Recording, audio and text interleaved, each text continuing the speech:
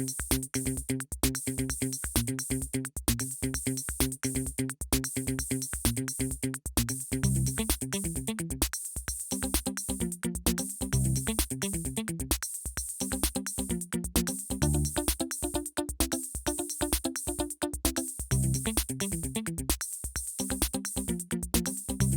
editor-in-chief of Package Design magazine, I speak with some of the most brilliant thought leaders in the design, branding, and marketing of consumer packaged goods. Through the generous support of our sponsors, we bring these experiences to you. This video series explores what inspires these thought leaders and their insights on the collaborative design process as a strategic business competence. I'm Linda Casey, and this is Package Design Matters.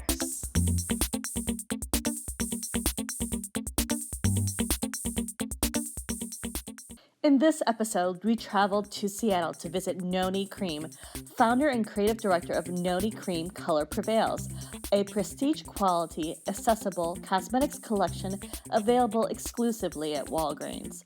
Every product features prestige formulations combined with functionally and beautifully designed packaging. Nonie also was the founding creative director of prestige cosmetics company Butter London.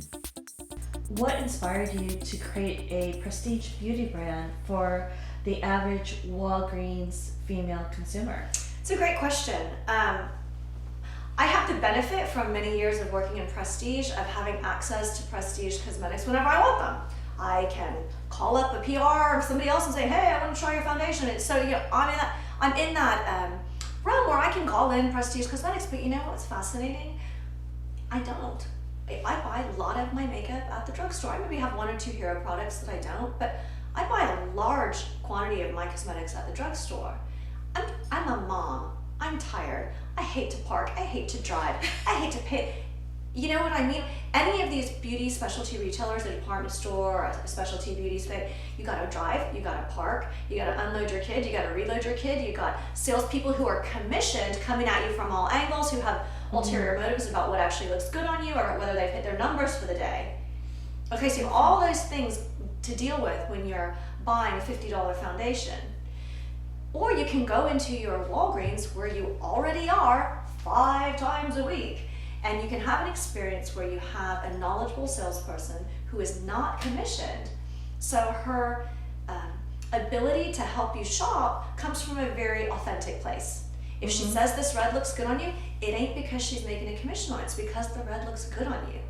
So we can have a lot of fun going forward in how we train not only the beauty advisors, which is what we call them in the Walgreens setting, but also the consumer, about having a different beauty experience where you don't have to go to the department store and get attacked with a bottle of perfume or every 5 steps. And it's going to be a journey.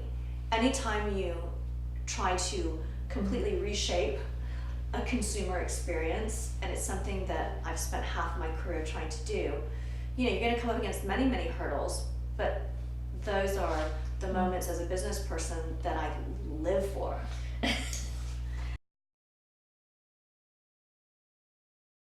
The consumer world was once static. We then came to understand the role of a brand. In turn, the world has changed. With the foundation of observations, insights, strategy, collaboration, and extraordinary ideas, design serves as the conduit for a brand. Without design, what purposes do these efforts serve? So I see a lot of trend, and I understand trend forecasting, but for me as an artist to sit and utilize the same imagery that everyone else in my entire industry is utilizing is only going to give me a homogenized result that looks the same as everybody else. So the way that I tend to work is I seek inspiration from wherever I can grab it. Could be something really random, like a color that I see on a wall, or it could be a piece of packaging that came from the food industry where I think, oh, that's clever. I wonder how I could use that to, put on a makeup. This is a great story. I was sitting in my office and someone came in and gave me this piece of packaging that was a dual-ended mascara. Pretty simple. And I was like, oh, imagine these are all empty and clear. Yeah, all right. And I was like, no, that's not really inspiring me. And then I said, what's that thing on that end? I said, oh, that's like a, for precision eyelashes. And I thought, well, that's stupid. So, so then I put it away and I forgot all about it. And I was kind of looking at it again a couple days later, and I thought, well, it's actually not that stupid. What if you put color on one side, color mascara on one side, and black mascara on the other side, and then the story starts to develop in my mind. I'm like, okay, well, that's still kind of lame. Now what? But what? What if you picked a color that would enhance your natural eye color, and you put that side on first, so you get these big dramatic blue eyelashes? Okay, well then now what? Ooh, nobody wants to buy that. But what if you then take this little interesting skinny guy and repaint just the tips black? Ombre was the biggest thing to happen in hair for many, many, many years. Why can't you ombre your eyelashes? And why can't we call it lash ombre? And why can't we bring the ombre story to eyes? So that was, my process is sometimes like, probably looks like a pot of spaghetti as opposed to a graph, but I get there in the end. So in that case, I was inspired by this little kind of weird little piece of packaging that wasn't very cool at first, but when you build a product and color story around the packaging, well, now that's really cool. At the start of a project where it's a blank piece of paper and the problem seems a pretty challenging one, how do we get inspired is, I think, a really useful question to get something from an idea or a concept all the way into manufacture. It is a team process. It's a very collaborative process. It's really about the collective, and that is the powerful piece. One person with one idea plus one person with another idea is potentially three and beyond really good ideas. We're delighted to have our name attached to such an incredible list of contributors. But then you also have kind of the problem that when people think of Walgreens and they think of cosmetics, maybe not, Dwayne Reed, they had some prestige cosmetics. They think Walgreens, they think, well, this is the cosmetics you get when you forget your makeup bag. Well, and that's okay. That's still a lot of sales. And that's absolutely right. So my mission is really fairly intense, but I live for this stuff. Like, give me a challenge. Like, I love this. So my mission at Walgreens is very specific. It's to help completely shift the way that consumers view the drugstore.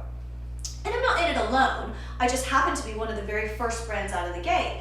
And that's a double-edged sword. I get to be the pioneer, I get to be the trailblazer, I get to say I did it first, but I also have to eat crow every 5 minutes when I screw up and have to turn left and screw up and turn right. And there's a lot, you have to be nimble and you have to be willing to think quick when things don't go well, because nobody has ever tried to launch. Listen to this and think about this. This is over a 100-year-old retailer. Nobody has ever tried to do this in this store before. We live in a fast-changing digital world. Dynamic communication and social expression influence just about everything we do. Business is digital. Impact is instant. Brands and customers interact in amazing new ways. From postage stamps to packaging and billboards, HP's Graphics Solutions business is leading these transformations, creating innovative digital print technologies that enable more effective, engaging communication between brands and end users. When I first met you through the generous introduction of Cosmoprof, and you were on stage and you held your nail polish bottle, and I thought, oh my gosh, it's like, talk about holistic design and how that really played into the product and the product performance. Right. You know, my job outside of making beautiful cosmetics is making beautiful cosmetics that anybody would want to buy. Because think about it, there is so much makeup in the world. You know, why does anybody need another red nail polish? And these are the questions that I live with all day. Why and why mine? I mean, I can go to market and try and make myself likable, and maybe people will buy it. Oh, I like her, I'm going to buy that. That's not enough. I can put it in a beautiful bottle, and people say, oh, that's pretty, maybe I'll buy that, but that's still not enough. And even the formulation is still not. Everything has to be layered in. So for this one particular hero product, which I think we should stop and talk about for a minute, it started with an exceptional formulation that doesn't contain any of the nasty chemicals that other brands use. It is a 5-free, pregnancy-safe, child-safe formulation, beautiful, exceptional coverage, all those good things that you want from a nail polish. Okay, that's piece number one. Piece number two, what's gonna make you grab this off the shelf? Great packaging. I'm a packaging fanatic. I'm a huge packaging geek. You can sell me anything in a beautiful piece of packaging. So, custom glass, big, heavy, what we call the jewel at the bottom. So that big, thick piece of glass at the bottom gives it some weight, gives it some prestige, makes it look expensive.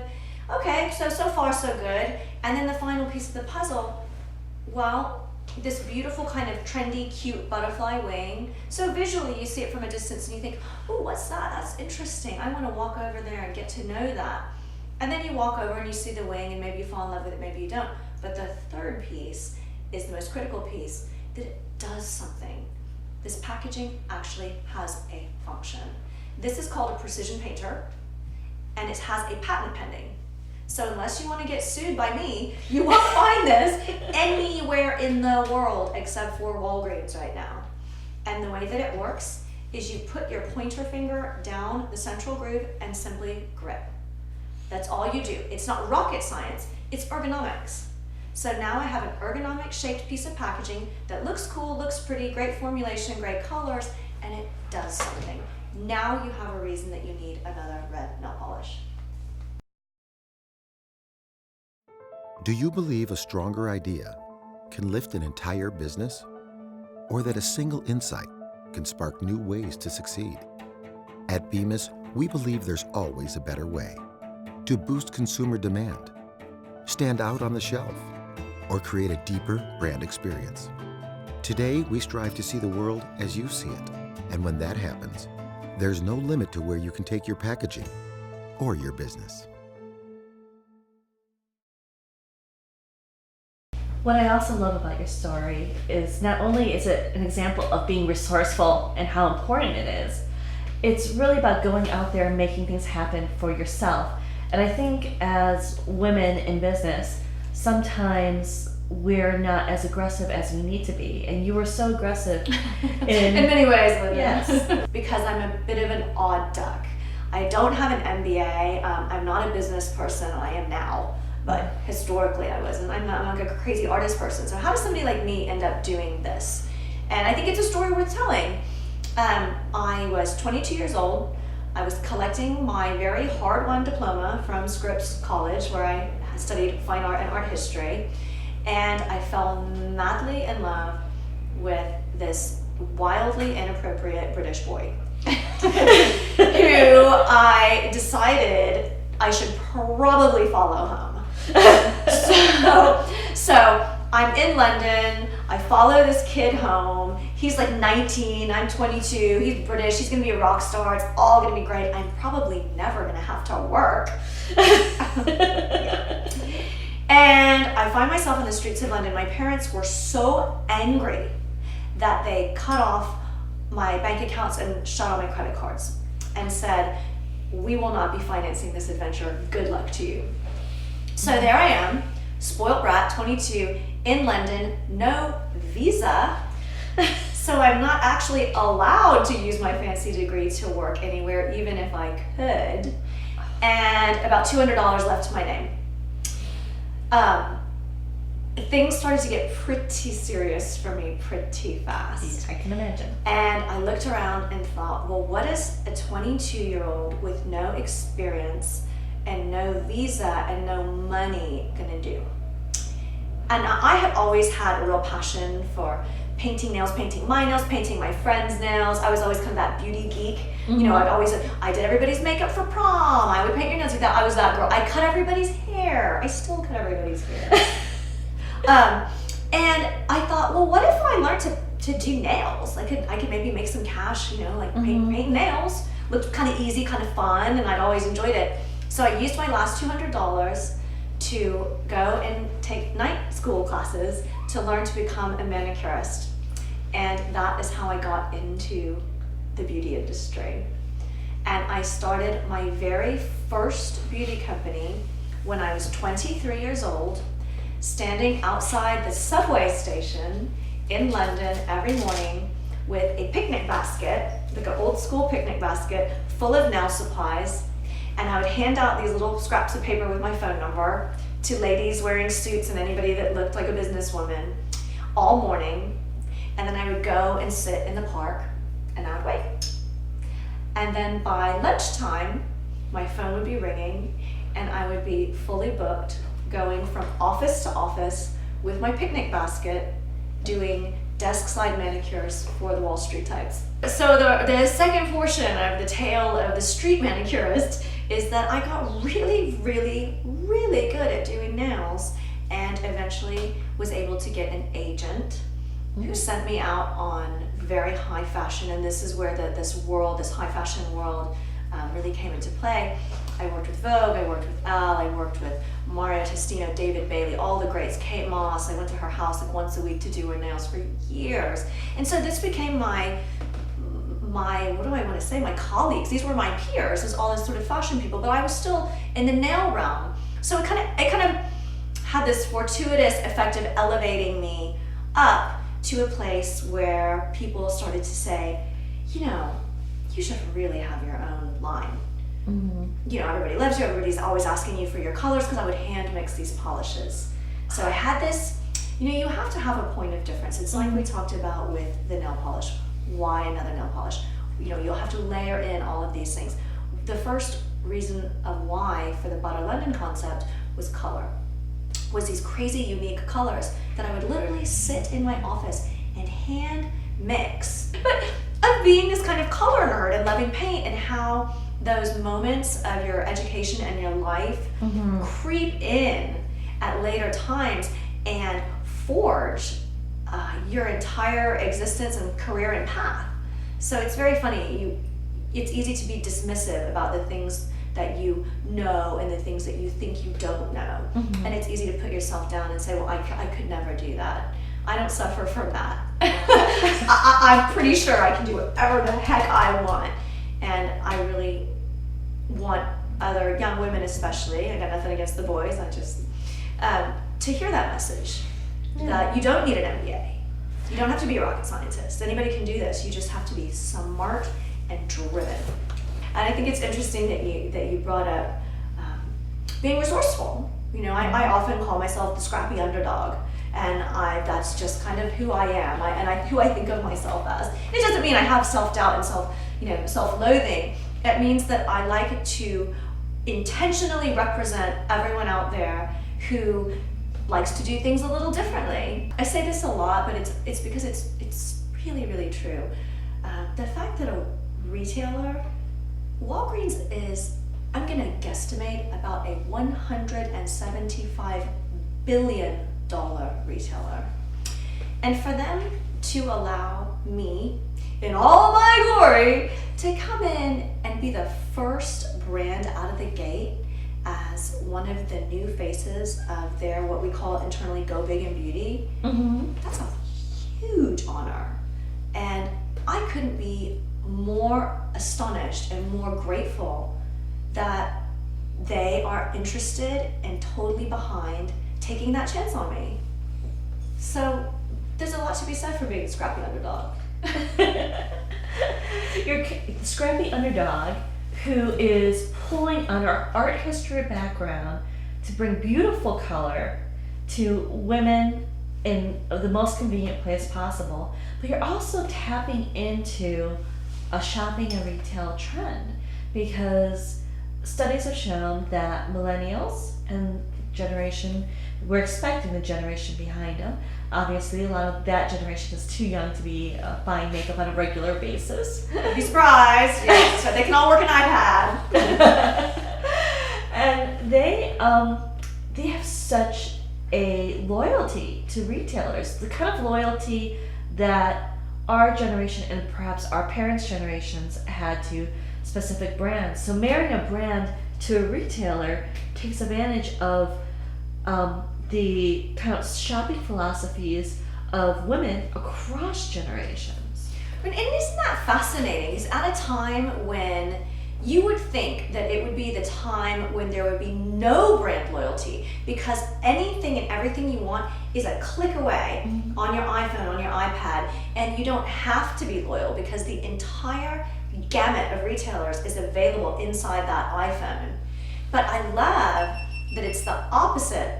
The opposite effect is happening, where we're seeing this very intense loyalty, not just to brands, but as you say, to the retailer. And I appreciate you understanding that marrying the two, the idea is that, that will give us an advantage. We have a huge, vast group of people that are already Walgreens shoppers.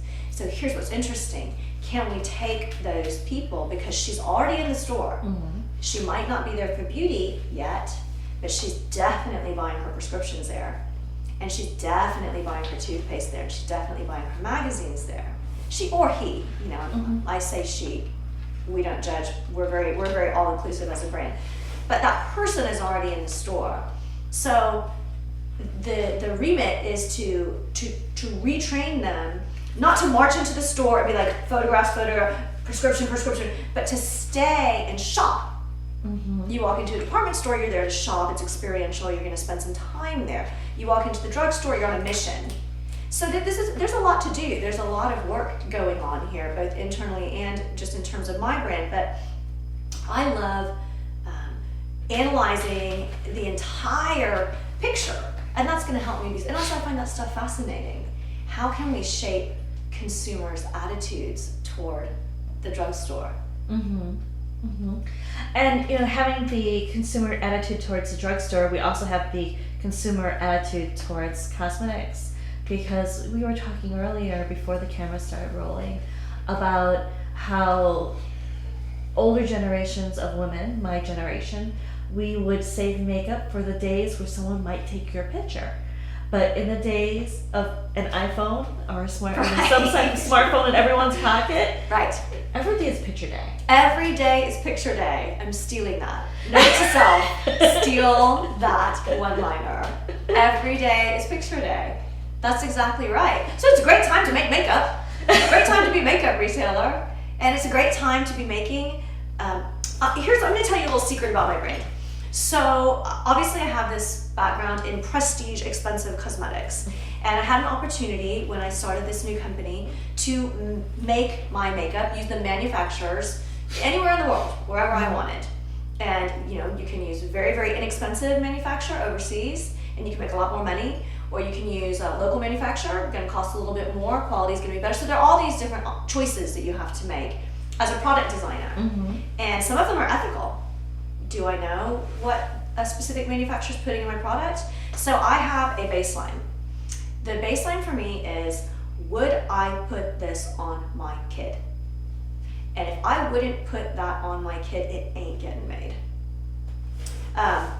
Secondary to that, so I had this opportunity with all of these different manufacturers. And the more I thought about it, the more I thought, well, it's going to be mass. I could probably get away with a less expensive manufacturer. Totally against my brand. You've got to understand what are your brand pillars. What are your morals as a business person? What are your brand pillars? And mine was quality. A huge one was quality.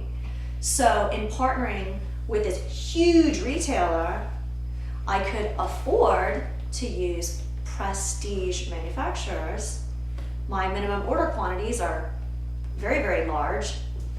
I take a little bit of a hit in the middle. I don't make as much money. That's okay. I'm selling 500% more than I normally would as a prestige retailer. So it all shakes out, and it allows me to make genuine prestige cosmetics, not just something that I'm saying, oh, this is just like a department store brand.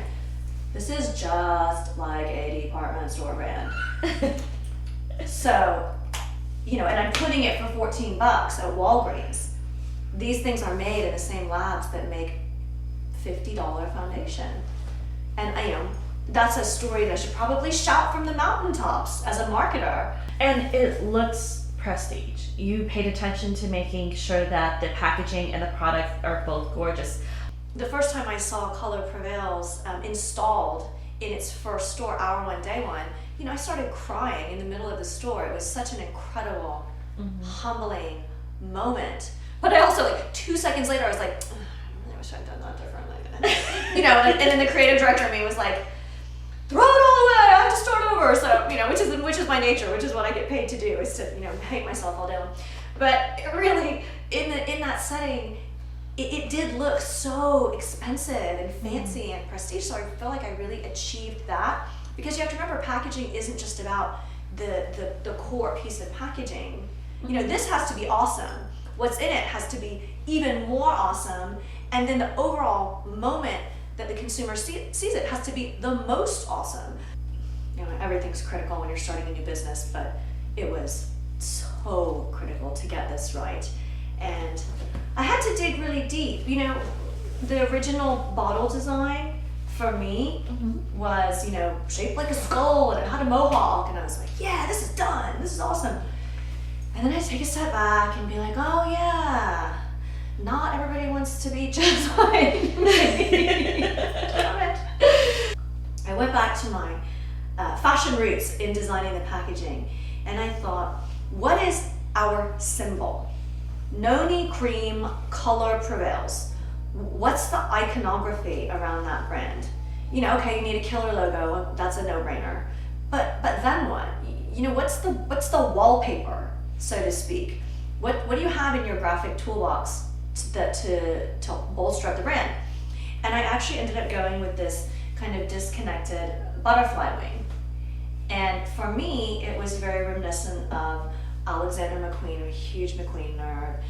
Vivienne Westwood, who took me under her wing, and I know for 185 years. I worked in Vivienne Westwood's studio when I was a little kid, before I became a nail technician. When I first got to London, I worked for Vivienne Westwood. Back in the day, I didn't get paid, but I worked there. So I have all this great history that I can kind of, this treasure box I can kind of dig into as a marketer and a brander. I've lived a lot of lives, and I can kind of pick through that. It has a slightly, I'm going to use a word that I think is sexy, maybe slightly sinister darkness to it that speaks to me and my style, but is still pretty enough that it's palatable for mass. And definitely with that darkness, I think sometimes when we think of things that are a little sinister, a little dark, we had a conversation with Valerie Toothman, who's the VP of Innovation at Anheuser-Busch, and she was talking about occulto and how that sinister and that dark kind of feel was very sensual. And I like this Valerie person. Valerie Toothman had said, she was talking about occulto and about how the darkness is sensual, and the sensuality, bringing that kind of sensual experience into a retail environment where you're buying your, paper towels, where you're buying your toothpaste. Right. It's so important because that's not where they're expecting. The consumer is expecting a sensual experience. Well, and I love that you use this word unexpected. This for me is a key word in my life. With my first company, Butter London, we talked a lot about being unexpected. We were making, $16 nail polish, pretty expensive for that time. This is 10 years ago, and we took a very non-traditional distribution path. We decided to not sell at spas, at salons, at traditional beauty retailers to start with. We actually approached gift stores and clothing retailers, and we would sell in a little, table topper that held like 30 nail polishes or whatever it held, and it would sit on the counter. And it was a smash hit, because when you're a brand new teeny tiny brand and no one knows you yet, you need to be unexpected. You have to have this moment. You have to catch people off guard. So unexpected, be unexpected in your sales, and that's what we're trying to do with Colour Prevails as well. I want people to walk the beauty aisle at Walgreens and have a moment where they stop and think, they see this army of these little wings, and they think, oh, wait, what is this doing here? And then they come over to investigate this kind of colorful moment that's happening, and as they get closer, it becomes this visual candy store. And so you have them in all of these layers, and then they pick it up and they see the price, and they're like, well, it's another facet to the packaging story. Had to be pretty, this we know. The formulas had to work, this we know. But I wanted to do things that were multifunctional, buildable, layerable, where you could have a multitude of tools with not very many products. So I'll just give you a couple of examples. This particular product is called a multi-stick. It just kind of looks like one product. You can use it on your lips, your cheeks, or your eyes. So because of this mass market setting, everything I felt needed to have a value proposition. And the packaging was completely critical to that. This guy has a lip balm, a colored lip balm on one end, and a lip liner on the other. So everything dual-ended, the colors are buildable. That's part of my brand story, is if you love this, you're really gonna love this. Oh, and P.S., it's kind of a 2-for-1, buy one, get one. And that kind of buy one, get one mentality and story really, really speaks to mass market consumers. So I wanted it to look expensive, but I still want it to be a buy one, get one. This is another great example. Everybody loves a classic lipstick. Beautiful piece of packaging, very sexy, gold printed. This is a nice piece of packaging. Just a gorgeous classic lipstick. But here's this wonderful, and this is another one of these unexpected moments. Oh, surprise, lip gloss. I love your face right now. That's wonderful. It's absolutely wonderful. And I love how that lip gloss then also becomes the color of the packaging. It becomes part of the packaging, part of the color story, and it also matches the lipstick. So now I know what shade I'm buying. You have to give people so many visual cues in these big, noisy environments like a drugstore. Well, you said something earlier, Linda, that was just the smartest, most astute comment. You said that time is our most valuable commodity at this stage, which is such a wonderful way of looking at, we have the internet, we have all these places where we can work for free. I can get 20 million followers and sell them my stuff, and it doesn't cost me anything, okay, theoretically. But, but it costs me my time, and that has a value. So I think you're right in saying that time is one of the last great commodities that we still can cling on to. Along the vein of talking about time, everything in this product range, this has to do with the packaging as well, was designed to work without makeup brushes. What? So, yeah, I forgot to tell you. So I am not a makeup artist. I'm a color theorist. I understand color very well. I understand formulation very well. I understand packaging very well. But I am not a makeup artist. And a lot of people say, well, what qualifies you to make makeup then? Well, I love makeup and I'm really good at making makeup. But as a non-makeup artist, I wanted the range to be very, very easy to use for anyone. Now, if you love your makeup brushes and you're obsessed with your belt with all your brushes, great. You can use them with this. You just don't have to. So everything is designed to be able to be drawn on quickly or applied quickly using nothing but your fingers. What is the one, achievement in work, whether it's a product that Colour Prevails, whether anything that you've done, anything, Butter London, as a manicurist, just starting your own business. What's the one thing that you've done professionally that you're the most proud of? Okay, there are two really iconic pieces of packaging that I feel I've achieved in my career. And the first one, I don't have an example of it, the Butter London nail polish bottle, which is a square, chunky, I don't know, maybe you'll find a picture of one to insert here. And it's a very beautiful, iconic piece of packaging that became very, very famous, and it became probably the most copied piece of packaging in the history of the nail industry, much to my frustration. And the second one is this new baby, which is very iconic, very eye-catching, and has the patented precision painter.